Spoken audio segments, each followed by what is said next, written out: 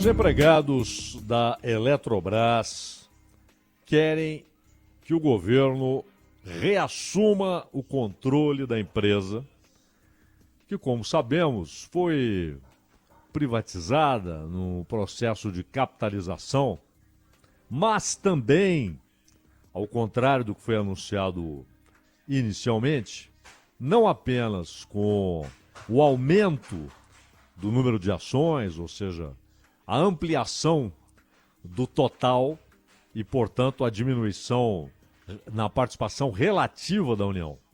Não foi só isso, porque o BNDES vendeu ações. Então, o governo reduziu sua participação, não apenas porque houve o aumento do capital, a capitalização da Eletrobras, mas também porque houve venda de ações e mais.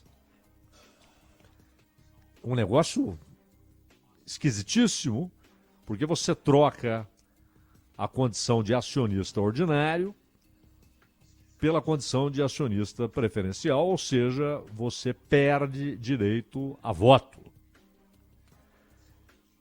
Antes, eles lembram que boa parte do controle da Eletrobras, como resultado desse processo de capitalização, boa parte passou para as mãos de grupos que, diz aqui o texto da Associação dos Empregados da Eletrobras, grupos que deram calote na Americanas. E são os mesmos que controlam, de fato, a Eletrobras. Mas antes de seguirmos aqui nessa toada, é bom lembrar que há um outro ponto, porque, como sabemos, né, no país dos jabutis legislativos, um troço desse tamanho, um negócio imenso como esse, não ficaria sem jabutis no Congresso. E a lei que estabeleceu ali as balizas legais, os parâmetros legais para esse processo de capitalização de uma empresa pública, ao passar pelo Congresso, decidiram ali enxertar no texto a obrigação de a União garantir gás para termoelétricas espalhadas pelo Brasil. Era preciso garantir a existência de termoelétricas, um mar de termoelétricas, e movidas a gás. E, obviamente, vários lugares receberão, já estão com projetos para termoelétricas, só que sem gás. E caberá à União providenciar que esse gás chegue para o funcionamento das termoelétricas. E aí, é um negócio muito esquisito. A termoelétrica é ótima sob um aspecto. Esteja chovendo, não esteja chovendo, haja água, não haja água, ela vai produzir energia. Essa é a vantagem. Então ela deve ser uma reserva para essas situações de seca prolongada. Ela não pode ser a espinha dorsal de um país que durante muito tempo estruturou-se para usar suas águas. Daí o sistema hidrelétrico, que é majoritário, e claro, de algum tempo para cá, a aposta em outras fontes. No caso da energia eólica, que a gente sabe tem problemas ambientais sérios. Se você não lidar com esses problemas, isso vira uma situação grave que vai mexer com o funcionamento ecológico de regiões inteiras, inclusive toda a cadeia, né, de alimentação e de produção, porque a gente sabe, por exemplo, o quanto pássaros e abelhas são fundamentais, né, para a vegetação, para que as plantas brotem, para que floresçam, para que deem fruto, e a energia eólica mexe com isso. Você tem a energia nuclear, que não deve ser desprezada, é uma reserva importante. O Brasil lidou mal com isso, gastou muito dinheiro e não teve os resultados esperados porque gastou mal, mas não pode ser desprezada a energia nuclear, é óbvio. E, claro, a energia solar, né? E o Brasil é um país com condições formidáveis para o uso da energia solar. Mas as termoelétricas têm um papel. Porque você não pode simplesmente apostar no que virá. Você tem que ter energia hoje. Sendo fornecida hoje, sendo produzida hoje, sendo distribuída hoje, porque ela será consumida hoje. E amanhã e depois. E aí, as termoelétricas são importantes, principalmente para essas situações em que as hidrelétricas se aproximam do colapso. Este ano está chovendo bastante, né? Tem muita água. Está sossegado, mas essa é uma condição natural que você não controla as variações de um ano para outro. No entanto, a maneira como isso entrou no texto foi realmente uma maneira estranha, oportunismo e com algumas imposições.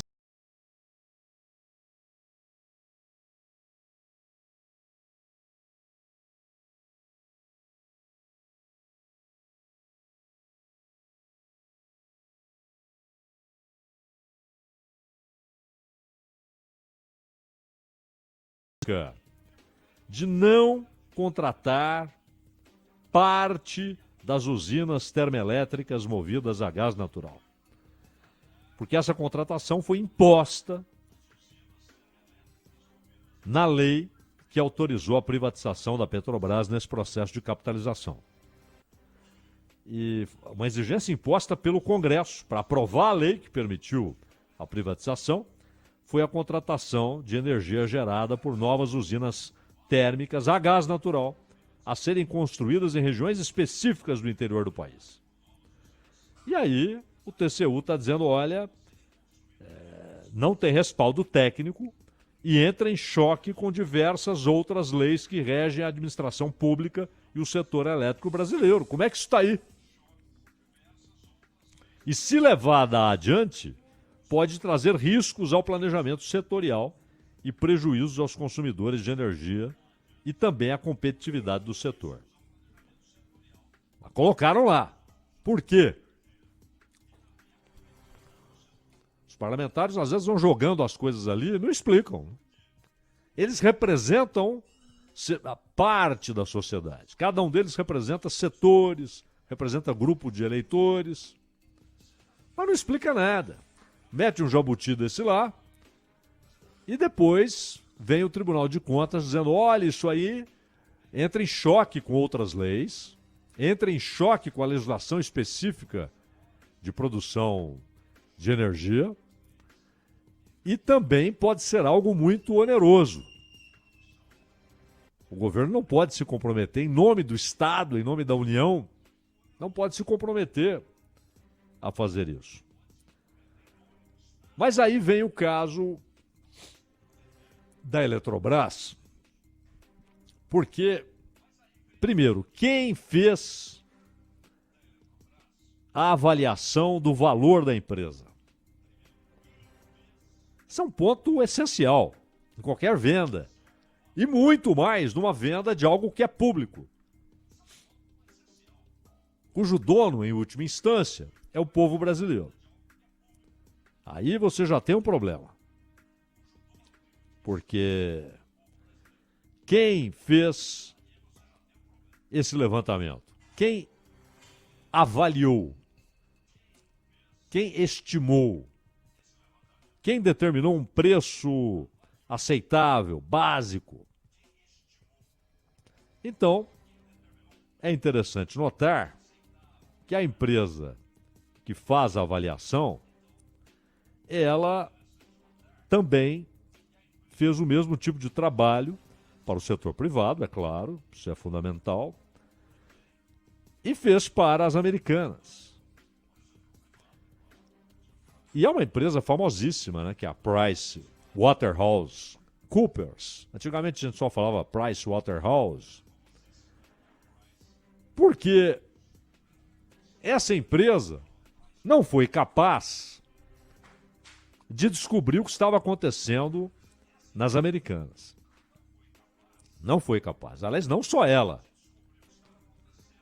Todo o sistema de rating, de avaliação de risco, ou seja, que tem aquele AAA, depende, cada empresa de avaliação de risco, ela usa ali suas notas, né? Mas você tem a AAA, AB, B positivo, B negativo, até chegar na inadimplência óbvia ali, nível D, né? Essas empresas também avaliavam as americanas como saudáveis, plenamente capazes de pagar juros de dívida, serviço de dívida, amortizações, cumprir com todas as obrigações naquele crédito que elas obtinham nos bancos. E mais, a própria Bolsa de Valores de São Paulo colocava essa empresa como modelar.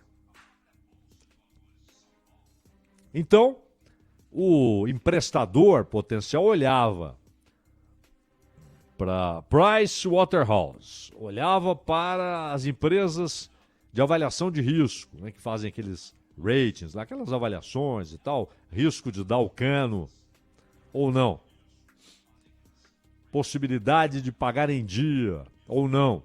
Isso é feito com países, né? Os países são avaliados, as empresas também. O Brasil é avaliado, o Brasil melhora de nota, piora de nota e tal. E tem nota melhor, nota pior. E aí isso significa nota pior, juros mais altos, prazos mais curtos. Nota melhor, juros mais baixos, prazos mais longos. É importante. Então os bancos olhavam e encontravam ali uma empresa formidável para você emprestar. Mas também os bancos fazem suas avaliações. E também eles erraram. Um sistema ali que não se sustentava, né? E que basicamente transformava em qualquer outra coisa o que era dívida, passivo, e que tratava cada vez com maior desdém fornecedores, os que abasteciam aquele troço. Isso afetou fornecedores, afetou acionistas. Afetou acionistas não só no Brasil, mas em várias partes do mundo. Afetou investidores árabes. Não é que o cara investia na empresa, ele investia em fundo. E o fundo comprou ações da empresa. Por que comprou ações da empresa? Porque aquele fundo, quando sai a caça no mercado, ele encontra avaliações positivíssimas das americanas. E aí ele recomenda, vamos comprar aqui, que o negócio é bom. Mas não era. E além de tudo isso, não bastasse esse conjunto de avaliações erradas, né? O que os funcionários da Eletrobras apontam é que é uma espécie de modo de operação dos controladores das americanas, que agora são sócios importantes da Eletrobras. E não é uma empresa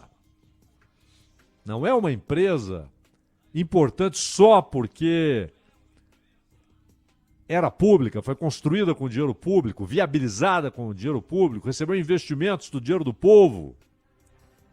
O dinheiro do povo foi usado para investimentos, para crescimento, para compra de novas tecnologias, para pesquisas, para expansão. Dinheiro do povo. Não é só por isso, mas é porque é um setor estratégico. Sem eletricidade, separa um país. E no Brasil, produção de energia está muito ligada a produção de energia ao sistema de águas. Controlar, pois, a Eletrobras dá um certo controle sobre o sistema de águas. O elemento vital para quem produz lá no campo e para quem consome, para quem está vivo, seja no campo, na cidade, no 25º andar de um edifício em São Paulo ou numa casa isolada no sertão, num ermo qualquer. Sem água não há vida. Controlar o sistema de águas não pode ser algo passível de transferência de controle. Não pode, não pode. É inegociável. E o nosso sistema elétrico é diretamente ligado ao sistema de águas, em boa parte. Hoje, repito, há alternativa nuclear, alternativa termoelétrica, alternativa eólica, alternativa solar. Mas o cerne do sistema, ele é hídrico. A União tem 43% das ações agora e só 10% de poder de voto. Ou seja, para cada ação, a União tem 0,23 poder de voto. 0,23. Já o investidor privado, que tem até 10% das ações ordinárias, esse é o ponto. Ações ordinárias dão direito a voto. A União abriu mão de ações ordinárias para ficar com ações preferenciais sem direito a voto. Como é que isso avança assim? E aí o sujeito que tem 10% das ações ordinárias, para cada ação ele tem um voto. Enquanto que a União, com 43% das ações, tem 0,23 voto por ação. E o outro tem um voto por ação. Isso faz com que a União, diz inclusive aqui a Associação dos Empregados da Eletrobras, faz com que a União seja um acionista de quarta categoria, porque o seu voto passa a valer menos que 1/4 dos demais. E aí não é defesa de estatismo, não é isso. A própria lógica do mercado de capitais olha para isso com estranheza. Como é que alguém abre mão de poder de voto assim alegremente e mesmo tendo 43% das ações, que convenhamos, é considerável, né? Lógico, em qualquer empresa do mundo, você controlar 43% das ações, numa empresa que tem capital público e misto, e privado, portanto, é empresa de capital misto, 43% é muito. Só que quando você tem 43% e só 10% de poder de voto, e essa não era a situação original, isso vem no processo de capitalização, mas isso é de uma burrice. E quem está sendo lesado? Quem assinou? Quem votou lá no Congresso? Quem aprovou no Ministério da Economia? Não. Lesado, como sempre, é o pagador das contas. É o povo que paga todas essas contas. Paga os 50 milhões lá para o sujeito asfaltar as fazendas dele no Maranhão. O ministro das Comunicações, o Juscelino Filho. Paga toda a festança do andar de cima, como diz o Hélio Gaspari, né? Toda a festança da oligarquia. E aí, quando um patrimônio público, e é discutível, claro, podemos até chegar à conclusão que ela será muito mais eficiente, o povo ganhará um serviço melhor e mais barato com a privatização. Talvez ocorra. Mas da maneira como ocorreu, Meu amigo, o povo perdeu o poder de voto, poder de decisão, perdeu o controle sobre uma empresa que foi construída com o dinheiro do povo e, de repente, descobre que um dos principais grupos e que, pela maneira como a coisa foi organizada para a formação do Conselho de Administração, esse grupo passa a ter um controle considerável. Nada será aprovado sem esse grupo dizer sim. Nada. E muita coisa será aprovada por pressão desse grupo. Esse grupo é o mesmo que controlava as Americanas. E aí, que é a 3G. É a 3G, que capitaneou a formação de uma chapa única ao Conselho de Administração. E agora, o que vai acontecer? Oficialmente, não há mais nada para acontecer. E aí, a associação começa a berrar e dizer: o Estado tem de ir por medida provisória, o que não é moleza, porque o Congresso pode derrubar isso brincando, pode simplesmente não votar, mas ele tem de rediscutir essa situação. Inclusive, a Associação dos Empregados da Eletrobras diz que, se nada for feito, se o governo continuar nesse silêncio, sem nem mencionar o assunto, que isso caracteriza uma omissão grave. Essa é a posição da Associação dos Empregados da Eletrobras. E o Tribunal de Contas dizendo para o governo o seguinte: olha, vocês estão atados a um compromisso que foi providenciado pelo Congresso Nacional. O Congresso Nacional amarrou a União a um compromisso que entra em choque com outras leis, entra em choque com a legislação específica sobre o setor elétrico e entra em choque com a lógica financeira. Porque o governo passa a ficar obrigado a garantir que esse gás vai chegar nas termoelétricas. E regiões foram determinadas, né, pelo Congresso. Como é que é isso? O que definiu essas regiões? Quem vai investir? Com a garantia de que o Estado vai fazer o gás chegar lá. E gás, você tem de ter um sistema de canalização que exige um investimento formidável, né? Então, não é a discussão a respeito da privatização em si.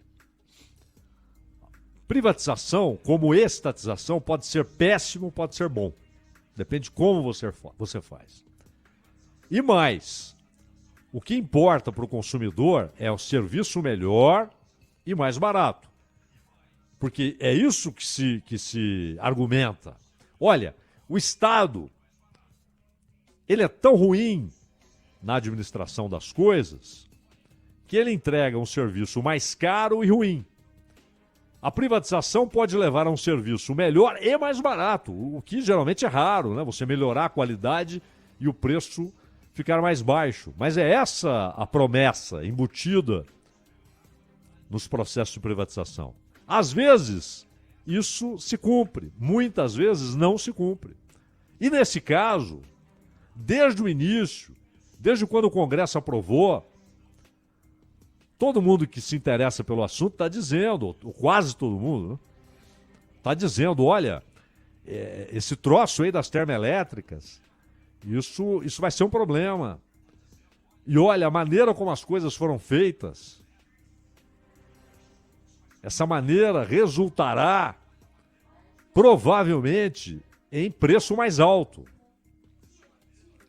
E aí, você descobre que o BNDES vendeu ações, ali no... É aquele banco de participação, né, que o BNDES tem, é um braço do BNDES, descobre que a União troca ação ordinária por ação preferencial, perde o poder de voto, se torna, como diz aqui a Associação dos Empregados da Eletrobras, se torna um sócio de quarta categoria, um acionista de quarta categoria, que não apita nada, apesar de ter 43% das ações. E para concluir a história toda, o que aconteceu nas Americanas mostrou, aliás, fragilidade no sistema de controle. E uma empresa que respondia pelas auditorias para dizer está tudo muito bem, está tudo muito bom, essa empresa avaliou a Eletrobras. Achar que está feito, não tem jeito. Não.